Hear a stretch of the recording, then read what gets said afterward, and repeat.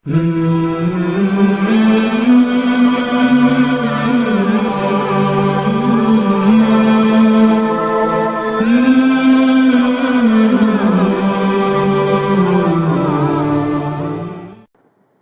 اللہ الرحمن الرحیم۔ اللہ تبارک و تعالی نے جہاں قرآن کریم کے اندر بہت ساری نقلی دلائل کا ذکر کیا ہے اپنی ذات کو پہچاننے کے لیے، تو وہاں پر بہت سارے دلائل و عقلی بھی اللہ رب العزت نے ساتھ ذکر کیے ہیں، اس لیے کہ مسلمان جو اللہ تعالیٰ کو ماننے والا ہے، قرآن کریم کو ماننے والا ہے، حضور علیہ الصلوۃ والسلام کی احادیث مبارکہ کو ماننے والا ہے، اس کے لیے تو نقلی دلائل کافی ہوتے ہیں۔ لیکن کچھ لوگ انسان ایسے بھی ہوتے ہیں جن کا اسلام سے دور کا بھی تعلق نہیں ہوتا، تو وہ عقلی چیزوں کو مانتے ہیں، نقلی چیزوں کو ہرگز نہیں مانتے۔ اسی وجہ سے اللہ رب العزت نے جہاں قرآن کریم میں نقلی دلائل کا ذکر کیا ہے تو وہاں اپنے وجود کو ثابت کرنے کے لیے اور اپنی قدرت کو ثابت کرنے کے لیے وہاں اللہ تعالیٰ نے عقلی دلائل کا بھی ذکر کیا ہے۔ اسی وجہ سے علماء اکرام اور مفسرین حضرات اور محدثین حضرات اور ائمہ مجتہدین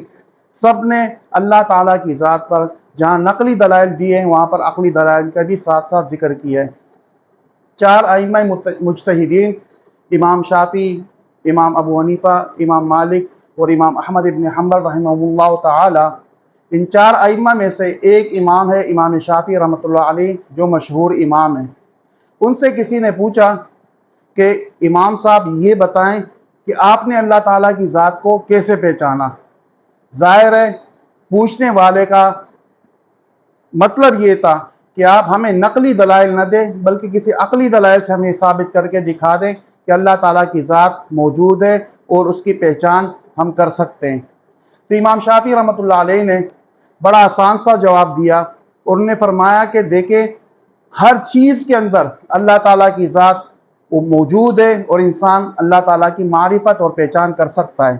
میں نے بذات خود ایک شہتوت کے پتے سے اللہ تعالیٰ کی ذات کو پہچانا۔ وہ شخص بڑا حیران ہوا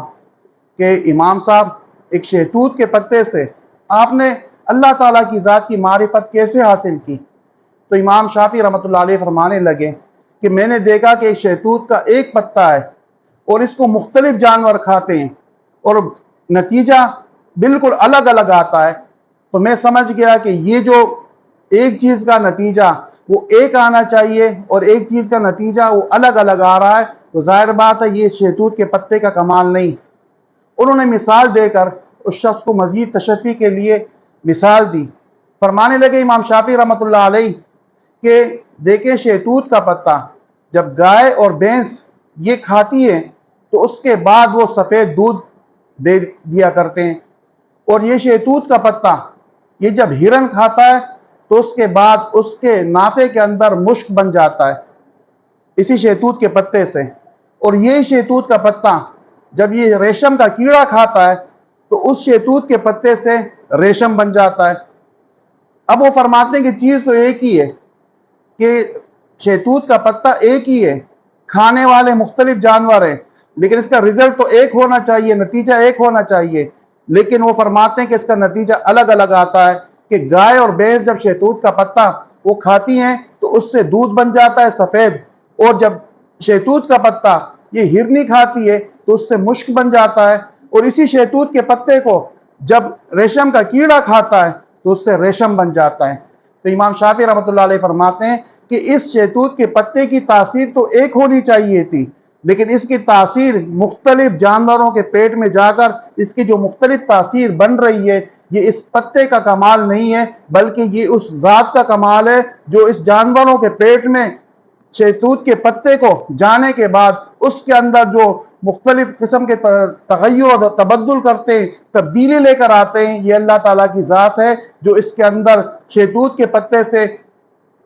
گائے اور بھینس کے پیٹ کے اندر اس سے سفید دودھ بنا لیتے ہیں، اور ہرنی کے پیٹ کے اندر اسی شہتوت کے پتے سے اللہ تعالیٰ مشک بنا لیتے ہیں، اور اسی شہتوت کے پتے کے ذریعے سے ریشم کے کیڑے کے اندر وہ ریشم بنا لیتے ہیں۔ یہ شہتوت کے پتے کا کمال نہیں بلکہ اللہ تعالیٰ کی ذات کا کمال ہے۔ اس لیے فارسی کا جو شاعر ہے اس نے کہا ہے کہ برگ درختان سبز در نظر ہوشیار، برگ درختان سبز در نظر ہوشیار، ہر ورق دفتر است معرفت کردگار۔ شاعر کہتا ہے کہ اگر آپ غور سے دیکھیں، کسی بھی درخت کے ہرے بھرے پتوں کو دیکھیں تو کہتے ہیں برگ درختان سبز در نظر ہوشیار، درخت کے جو ہرے بھرے پتے ہیں یہ ہر ہوشیار عقل مند دانشمند آدمی کے